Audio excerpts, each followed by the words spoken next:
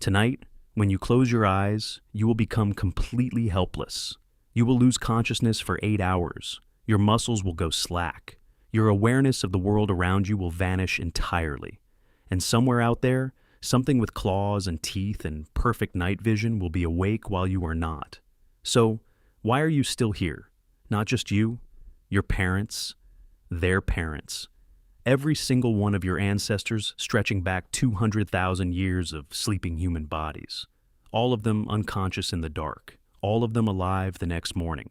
That is not an accident. That is one of the most underrated survival stories in the history of life on Earth.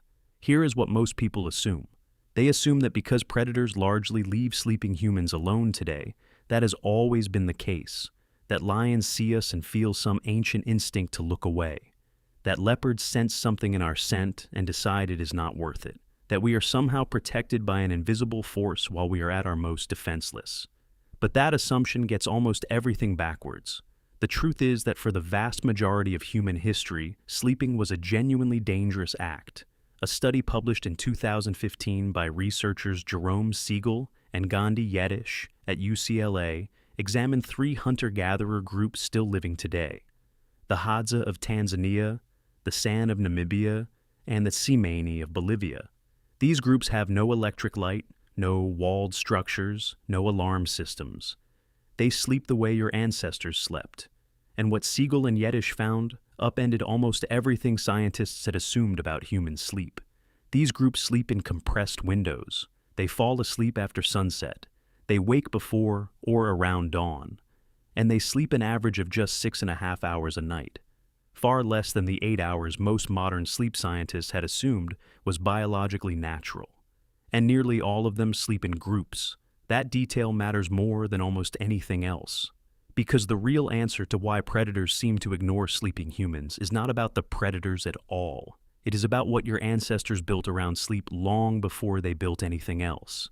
Fire was the first wall humanity ever erected. And it worked.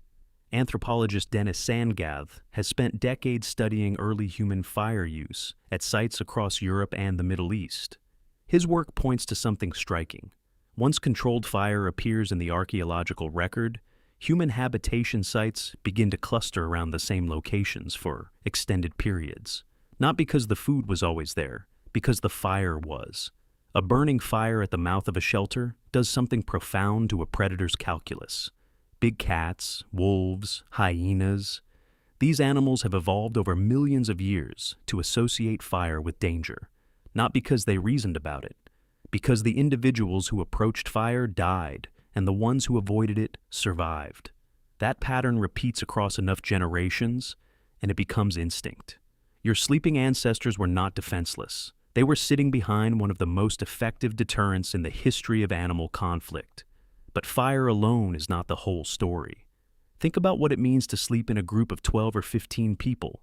In any 1-hour window of the night, the mathematics of human sleep mean that 1 or 2 people are likely to be in a lighter phase and closer to waking. Siegel and Yetish calculated that across a sleeping group of the typical hunter-gatherer band size, there was almost never a moment when the entire group was simultaneously in deep sleep. Someone was always hovering near the surface.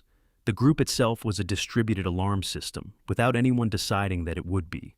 And those people were not sleeping on the ground in open grass. They were elevated, backed against rock, nestled into caves and overhangs, using every feature of the landscape to reduce the number of directions an approach could come from.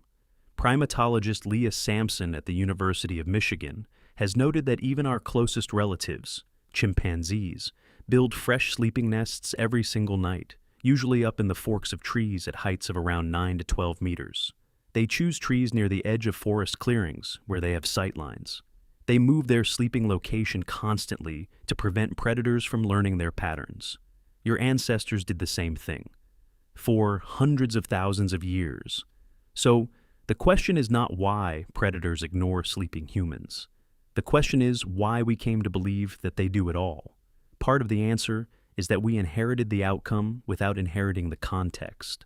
Modern humans sleep in houses, in rooms, in beds raised off the floor, behind locked doors in buildings that even a motivated elephant would struggle to enter. The predators that once shared our continent have been pushed back, hunted down, and fenced off. The conditions that once made sleep dangerous have been so thoroughly dismantled that we forgot they ever existed. We look at our own comfortable sleep and assume it was always like this. It was not. There is another layer to this that researchers only recently began to examine closely. Your brain does not fully switch off during sleep. Certain low-level threat detection processes remain partially active even in non-REM sleep.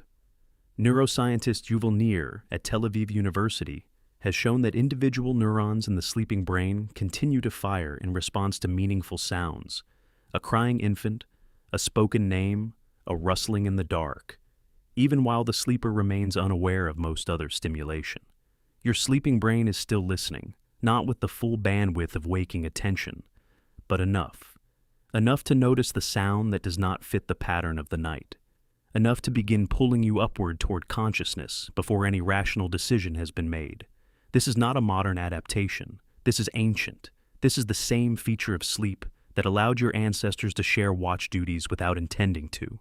The group slept, and the group listened, and between the fire and the elevation and the distributed alertness of 15 people, something had to go very wrong before a predator could reach any of them. Compare that to almost any other large primate. A gorilla weighs 4 times what you do. A chimpanzee is roughly 5 times stronger than a human of the same size. And yet both species sleep in a state of genuine vulnerability, relying almost entirely on elevation and camouflage, with none of the social coordination your ancestors developed.